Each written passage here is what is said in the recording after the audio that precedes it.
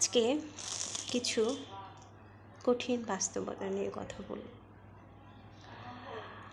আপনি আপনার জীবনে যত ভালো স্টুডেন্টই হন না কেন, আপনার স্টুডেন্ট লাইফের প্রতিটি স্টেজে যতই সফলতা থাকুক না কেন, সে সব কিছুই মূল্যহীন যতদিন না পর্যন্ত আপনি অনেক ভালো একটা পজিশনে যেতে পারছেন। আমরা ভালো পজিশন বলতে আসলে কী বুঝি? ফার্স্ট ক্লাস সরকারি চাকরি, হ্যাঁ এটাই, তাছাড়া আর কি। আমার ছোটোবেলায় আমি কেমন স্টুডেন্ট ছিলাম জানি না, ভুলে গেছি। আমি পড়াশোনা নিয়ে এত সিরিয়াস ছিলাম না ছোটোবেলায়।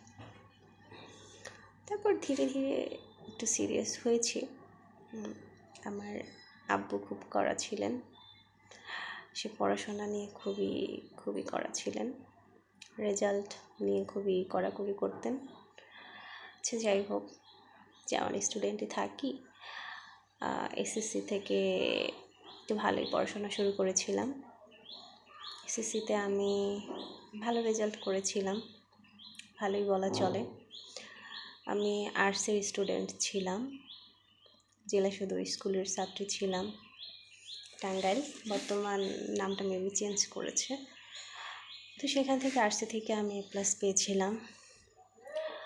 তারপর কোদিনী কলেজের ছাত্রী ছিলাম,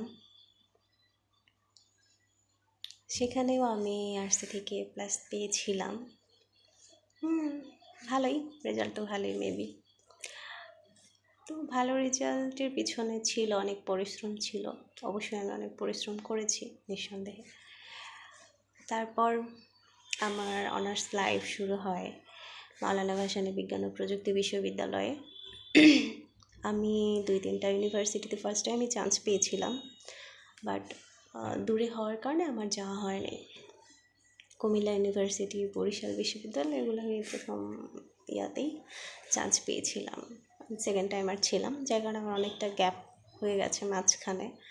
তারপর করোনা, সব মিলিয়ে অনেকটা পিছিয়ে গিয়েছি। তো তারপর আমার মাওলানা ভাসানী বিজ্ঞান ও প্রযুক্তি বিশ্ববিদ্যালয়ে চান্স হয়। সেখানে একটা ভালো মেরিট পজিশন ছিল আমার। আমি ভর্তি পরীক্ষা, আমার মেরিট পজিশন ছিল 12। সো একটা ইউনিটে 12 মেরিট পজিশন যথেষ্ট ভালো। হ্যাঁ, 11-12 এরকম কিছু একটা ছিল, অনেক বছর আগের কথা, ভুলে গেছি কিছুটা। তো তারপর ইকোনমিক্সে আমার পথ চলা শুরু হয়। আমার আব্বুর সাজেশন ছিল ইকোনমিক্সই নাও তাহলে।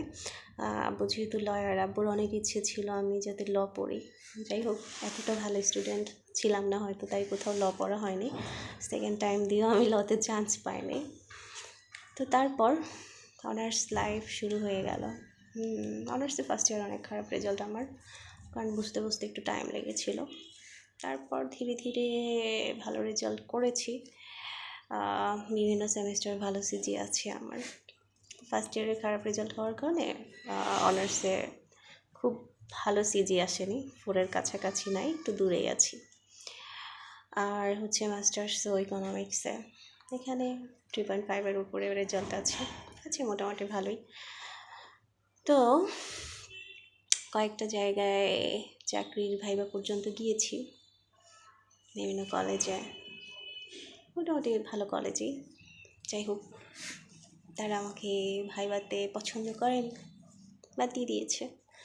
বেসরকারি চাকরি আমি যতগুলো ভাইবা দিয়েছি আমার সবগুলোই হয়েছে। আমি বেসরকারি জবে আসলে কিছুদিন করে চলে এসেছি, আমার ভালো লাগে না, আমি বেসরকারি জব করব না। তো এখন চেষ্টায় আছি, ভালো কিছু যদি হয়। আসলে যতদিন পর্যন্ত ভালো কিছু না হয় ততদিন পর্যন্ত আসলে আমাদের যোগ্যতার কোনো দাম নেই, আর ভালো রেজাল্টেরও আসলে কোনো দাম নেই। অনেকে জিজ্ঞেস করে আমি এখন কোথায় আছি, কোথায় জব করছি। তো হলেও সত্য, আমি কোথাও জব করছি না। তো ভাবলাম বাসায়ই আছি, এই কাজটা করি। ইকোনমিক্স আমি অনেক ভালোবাসি, নিঃসন্দেহে আমার প্রিয় একটা সাবজেক্ট। আমি যখন অনার্সি স্টুডেন্ট ছিলাম, আর কোনো কোর্সে আমার ভালো রেজাল্ট থাকুক বা না থাকুক, ম্যাক্রো ইকোনমিক্সে আমার অলওয়েজ হাই রেজাল্ট ছিল, অনেক ভালো। আমি জানি না, আমার খুব ভালো লাগে পড়তে। গ্রাফিক্যাল এক্সপ্লেনেশনগুলো তো একদম আমার কাছে যে একদম অমৃতের মতো লাগে, এত মজার। আচ্ছা, যাই হোক, জীবনের তিতা সত্য এগুলোই। জানি না সামনে কি আছে, ভালো কিছু করতে পারবো কি না, তবে ইচ্ছে আছে স্টুডেন্টদের নিয়ে কিছু করার। আমার নেক্সট টার্গেট হচ্ছে ইকোনমিক্স নিয়ে আরও ভালো কিছু করার। দেখি কি করতে পারি। সবাই সাথেই থাকুন। ধন্যবাদ।